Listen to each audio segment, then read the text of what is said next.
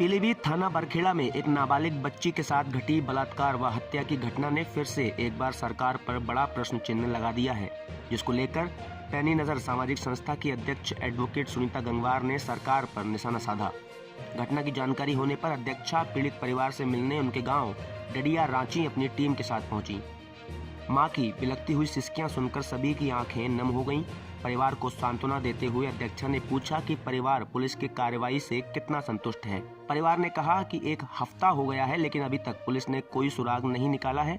लगातार घट रही घटनाओं को देखते हुए एक तरह से परिवार निराशा में डूबा हुआ है कि इस सरकार में कुछ नहीं होना है। संस्था अध्यक्ष ने सीधे सीधे योगी सरकार पर निशाना साधते हुए कहा कि इस सरकार ने एक ऐसा नारा चलाया कि बेटी बचाओ बेटी पढ़ाओ, जिसके तहत धरातल पर ठीक उल्टे काम हो रहे हैं। बेटियां बचाना मुश्किल पड़ रहा है। आज बेटियां तभी बच सकती हैं जब हम बेटियों को घर में जेल की तरह बंद करके रखें। मैं बड़ा दुखद है, मुझे भी लग रहा है कि आपसे ज़्यादा बात नहीं करना चाहिए। क्या कोई संतुष्ट है जो कार्रवाई अभी तक पुलिस ने की है? मैं खुद से मुझसे पूछूं तो मैं तो बिल्कुल भी संतुष्ट नहीं हूँ। जिस बच्चे के माँ बाप को 72 घंटे होने के बावजूद भी कुछ रिजल्ट नहीं मिला है, जी। तो उससे संतुष्टि की अपेक्षा आप लोग रख भी कैसे सकते हैं? जी मैम, बरखेड़ा आज आना हुआ है, एक बच्ची का जो रेप होके वो हत्या हुई है, क्या कहना है? देखिए, इस उत्तर प्रदेश में जो सरकार पिछले 5 साल से चल रही है, अब उसका समापन लगभग होने जा रहा है। इस 5 साल में सरकार ने एक नारा दिया था कि बेटी बचाओ बेटी पढ़ाओ, लेकिन इस उत्तर प्रदेश सरकार का 5 साल का रिकॉर्ड उठाकर देखा जाए तो ये नारे का धरातल पर उलट काम हुआ है। बेटी बचाओ नहीं, अब बेटियों को हम घर में बचा के रखें, ये स्थिति है। बेटियों को घर से निकलने ना दे, पढ़ने स्कूल भेजे नहीं, बिल्कुल छुपा के रखें तो ही बेटियां बच सकती हैं, वरना बेटियां नहीं बच सकती हैं। ये स्थिति समाज की हो गई है। आए दिन बलात्कार जैसी घिनौनी घटनाएं हो रही हैं, जिससे पूरा समाज शर्मसार हो रहा है। हम महिलाएं शर्मसार हो रही हैं कि हम अपनी बेटियों की सुरक्षा कैसे करें और हम किससे करवाएं, क्योंकि जो समाज में सुरक्षा के लिए पुलिस बनी है, वो पुलिस आज अपराधियों को बचाने का कार्य कर रही है।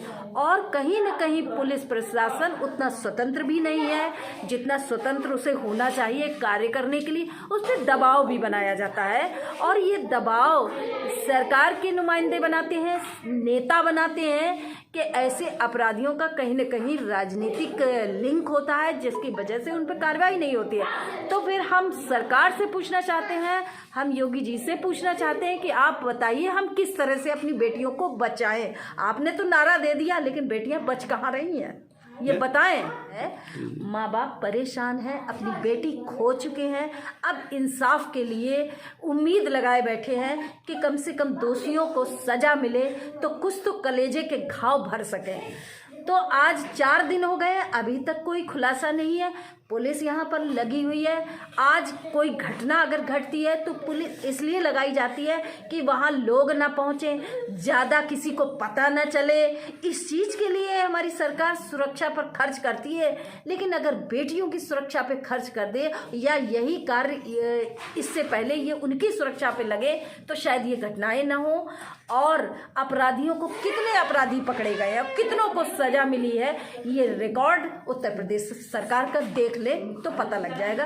क्या संस्था भी इस पे कोई कुछ करेगी अगर कोई जल्द कार्रवाई अगर नहीं हुई, कोई खुलासा नहीं हुआ तो? देखिए, मैं पैनी नज़र सामाजिक संस्था से हूँ। अगर परिवार संस्था की मदद चाहता है तो उसको मदद देने के लिए, उसको इंसाफ दिलाने के लिए संस्था पीछे नहीं हटेगी।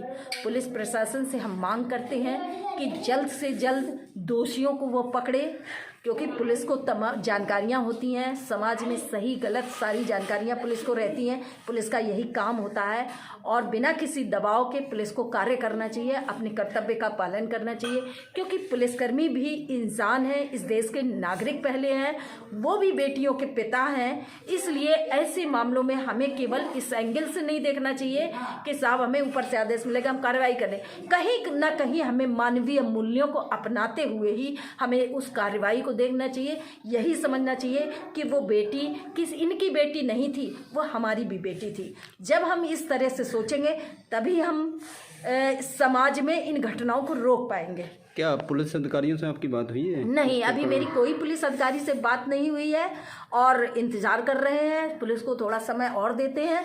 अगर वो कार्यवाही नहीं करते हैं तो अगर परिवार चाहेगा इंसाफ के लिए तो संस्था सबसे आगे खड़ी होगी।